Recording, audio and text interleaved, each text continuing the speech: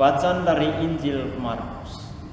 Sekeluarnya dari rumah ibadat di Kapernaum, Yesus dengan Yakobus dan Yohanes pergi ke rumah Simon dan Andreas. Ibu mertua Simon terbaring karena sakit demam. Mereka segera memberitahukan keadaannya kepada Yesus. Yesus pergi ke tempat perempuan itu, dan sambil memegang tangannya, Yesus membangunkan dia, lalu lenyaplah demamnya. Kemudian perempuan itu melayani mereka. Menjelang malam, sesudah matahari terbenam, dibawalah kepada Yesus semua orang yang menderita sakit dan yang kerasukan setan.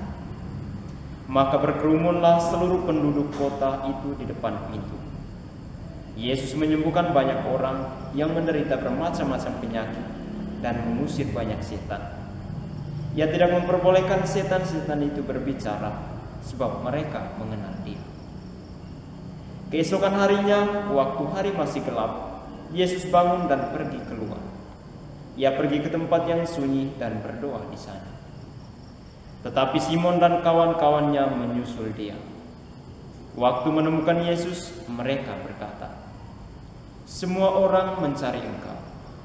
Jawab Yesus, "Marilah kita pergi ke tempat lain, ke kota-kota yang berdekatan, supaya di sana pun aku memberitakan Injil, karena untuk itu aku telah datang."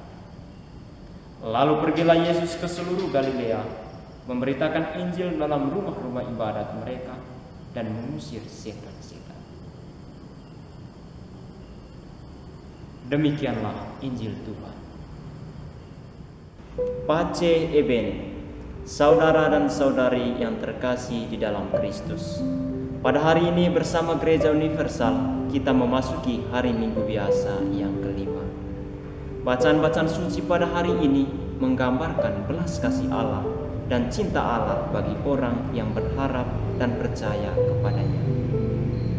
Allah adalah Bapa yang berbelas kasih dan penuh kerahiman. Kerahiman Allah itu hadir dalam realitas hidup manusia dalam diri Yesus Kristus. Iman akan Kristus mengantar kita sampai pada cinta dan merasakan kerahiman Allah. Bacaan pertama mengisahkan bagaimana pergolakan iman Ayub. Keberimanan Ayub akan kekuatan dan penyertaan Allah dalam pergumulan hidupnya menjadi contoh cara beriman Kristen. Kesengsaraan dan penderitaan yang dialami Ayub tidak meniadakan kepercayaan dan harapan Ayub. Saudara dan saudari yang terkasih di dalam Kristus, Ayub merupakan gambaran manusia yang melihat rencana keselamatan Allah dalam peristiwa hidup yang sangat berat, bahkan sampai ambang kematian sekalipun. Ayub adalah gambaran orang yang percaya, yang bisa berdoa dalam situasi konkret dan berat. Bacaan kedua menampilkan sosok Paulus yang membawa angin segar bagi jemaat di Korintus.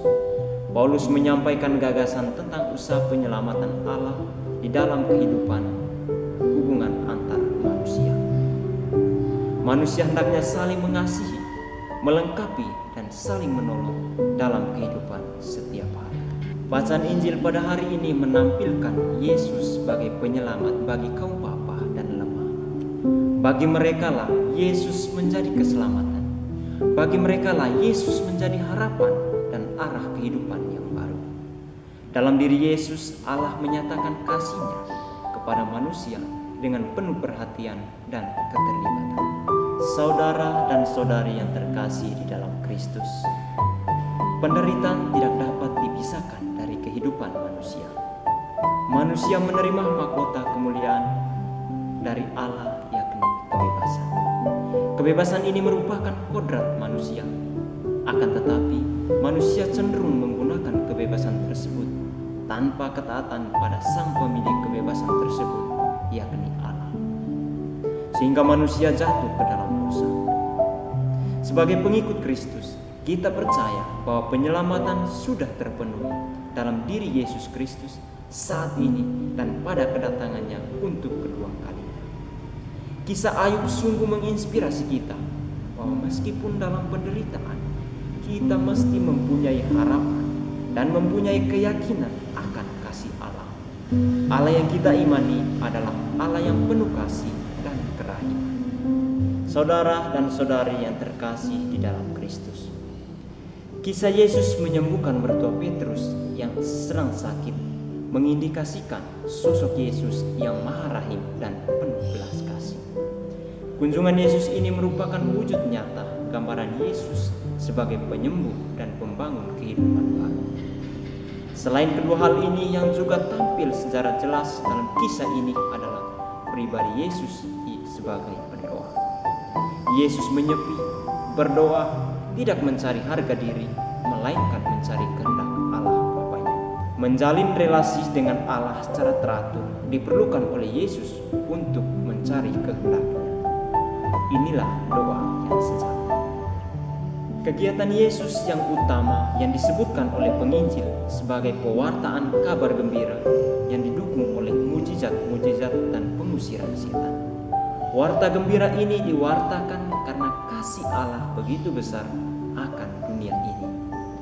Mari kita datang kepada Yesus, Anak Allah, agar kita mampu menjadi insan-insan yang berbelas kasih dan disembuhkan dari kesombongan, egoisme, dan ketertutupan hati kita dalam mendengar dan melaksanakan sabda Allah dalam kehidupan kita sehari-hari. Tuhan memberkati kita semua. Amin. Pace e bene.